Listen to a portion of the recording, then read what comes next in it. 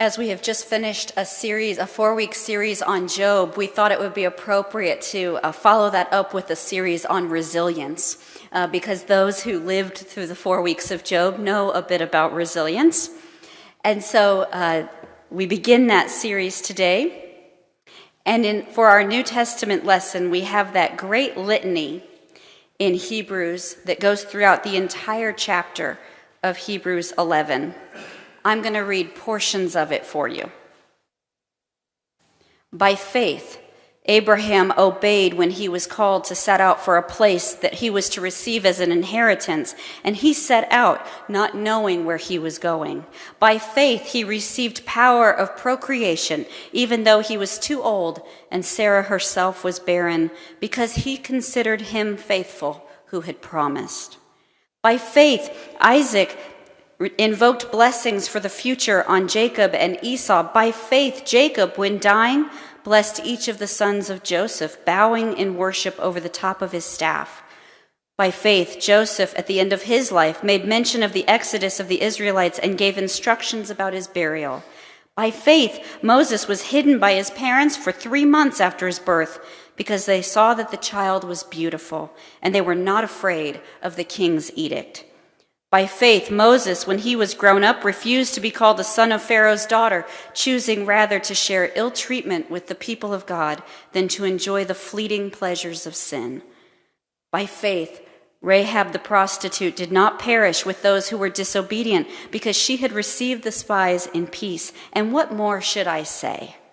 For time would fail me to tell of Gideon, Barak, Samson, Jephthah, of David and Samuel and the prophets, who through faith conquered kingdoms, administered justice, obtained promises, shut the mouths of lions, quenched raging fire, escaped the edge of the sword, won strength out of weakness, became mighty in war, put foreign armies to flight.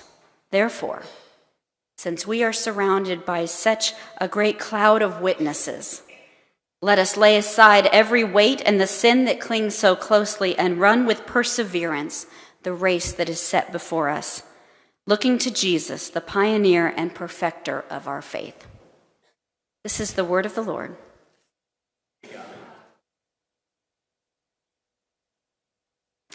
Have you ever done that exercise where someone hands you maybe a piece of graph paper and they ask you to chart your life?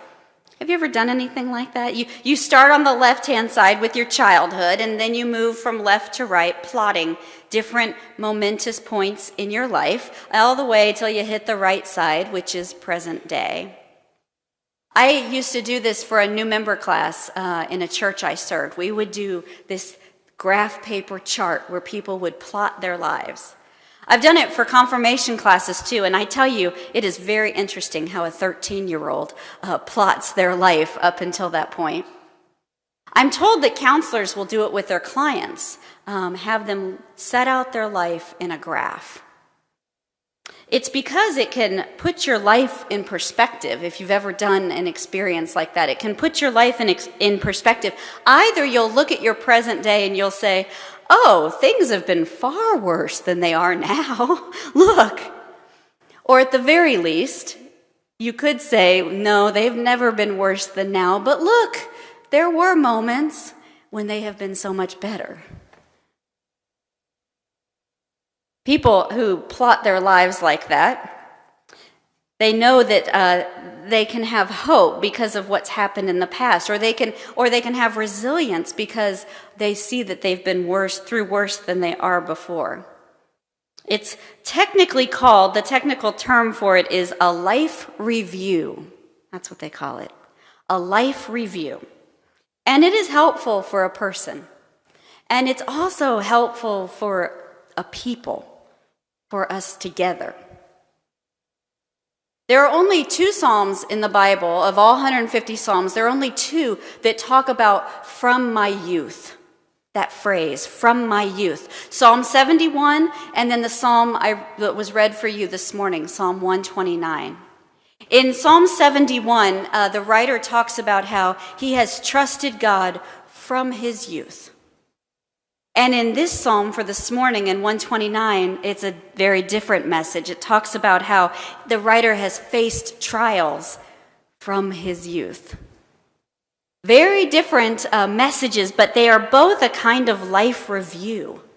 You know, when I'm looking over the chart of my life, this is what I see.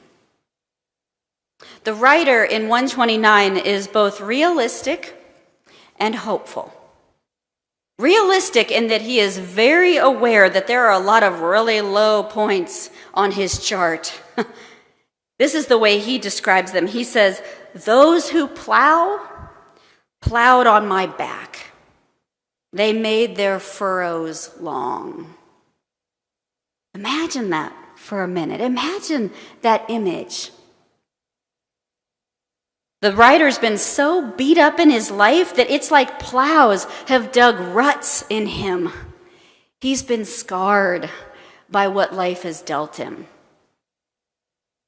Even as realistic as he is, he's also hopeful because he cannot wait to share this. Right after he shares how bad it's been, he shares, "Yet they have not prevailed against me."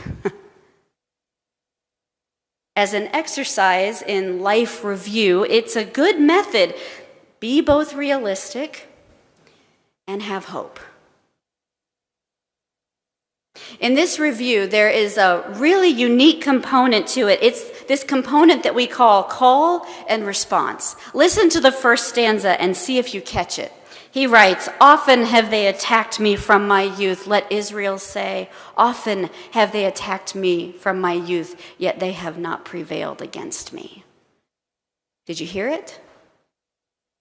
What would happen is the song leader would sing the first line of the song, "Often have they attacked me from my youth," and then he'd raise his hands and say, "Let Israel say," and the people gathered would sing back, "Often have they attacked me from my youth." Why does he do that?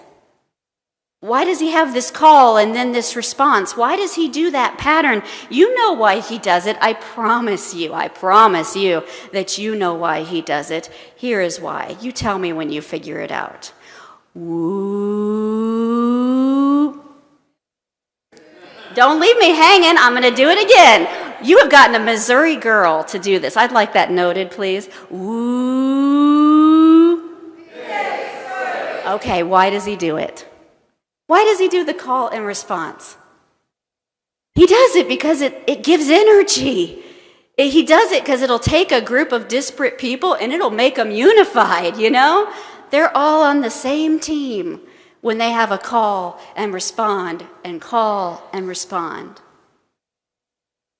He does it to strengthen them, to strengthen the people he's trying to talk to and to make them one. And it's why we do it. It's why we call the hogs. Because call is important and so is response. And for his particular time and place, we know that he did it for one other reason too. He did it to teach a message because very few people could read. So he would call out the message he wanted them to know, and they would say it back to him over and over again until they could say it for themselves. You do this over and over again, he says. You say, from my youth they have attacked me. Let Israel say, from my youth they have attacked me. You do it back and forth until everybody knows it.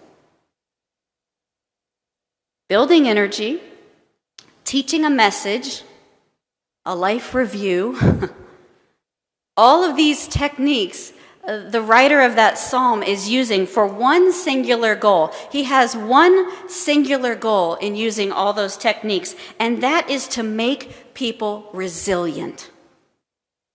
It is to strengthen them in their resolve, because life is hard. And the plots we would chart on our graph, they can go crazy sometimes. And the people of God don't have it any easier. Our charts aren't any easier looking than other people's. We know that.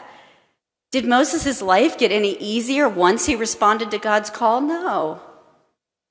The prophets famously were run out of town, beaten up, killed for their words. When Paul lists all the things he's endured for his work, it is a terrible catalog of suffering. And even Jesus had to carry his cross. The people of faith don't have it any easier. Lots of times they have it harder.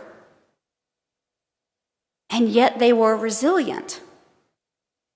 Their lives were not easier than ours, but they persevered. Their circumstances were not all roses, and yet they stuck to it. So how did they do that?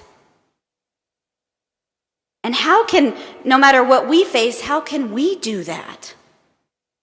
How can we be resilient? I'll tell you how. I'll tell you how they did it. They had the same graph paper. They had their pencil in their hand, but they plotted a different chart. They started on the left side with their childhood, and they moved to the right to the present day, but they did not plot all the good and bad things in their life. They plotted instead the times when God had remained faithful. Here is a time when God showed up. Here is a time when God stuck with me. That's how they did it. Just after the writer describes those plows digging deep ruts up and down his back, he writes this. He writes, "The Lord is righteous." The Lord is righteous. And in that very small phrase is so much meaning. The Lord is righteous. It means God did what he had to do. God was who he promises he is. Eugene Peterson, the pastor who wrote that paraphrase of the Bible, The Message, this is how he translates God was righteous. He says, but God wouldn't put up with it. God sticks with us. God wouldn't put up with those furrows on my back. God sticks with us. If we want to be resilient people, if we want to persevere and be the kind of person who ends up in that litany in Hebrews, that by faith we did this, and by faith we did that, and by faith we endured, and by faith we were strong. If we want to be that kind of person, then we plot a different chart. We focus less on what has happened in our life, and we focus more on what God has done. You plot the times that God wouldn't put up with whatever was beating you down. You plot the moments when you knew that he had stuck with you. And the second thing we do, if we want to be resilient, the second thing we do is we put ourselves in the position to hear the call. We place ourselves in a community where we can share both hard reality and ever-present hope. Both. We put ourselves in that kind of community. Because remember the power of the call and response? Remember the power of it? It gives energy. It unifies a group. It teaches a message over and over again until we can say it for ourselves. Remember that purpose of the call? If we don't come together to a place where we can hear that call, we don't get any of that benefit. We cannot be resilient all alone. We need the energy we get from the call. We need the unifying of our community that we get from it. We need somebody to teach us that message over and over until we can say it for ourselves. It's hard to stay resilient. It is so difficult to not be diminished and depleted by the work the plow has done on you. Every single one of us in this room could talk about how hard that is. But the more you catalog what God has done, the less you'll need to catalog your suffering. That's what makes us into people who we see our wounds and we even feel those scars that have been plowed in us, but we aren't affected by them. Because we know that God's cut the harness. That's what the songwriter says. He says, God's cut that harness, and the people plowing don't even realize it. But they can't hurt me, because God's cut the harness. Mark it down. God won't put up with you getting wounded. Plot that point. He sticks with you. It is hard to stay resilient. It is impossible if you are basing that resilience on yourself. I don't know if you've noticed this about us, but we are not really into stick-to-itiveness. That's not our forte. So our resilience does not come from within.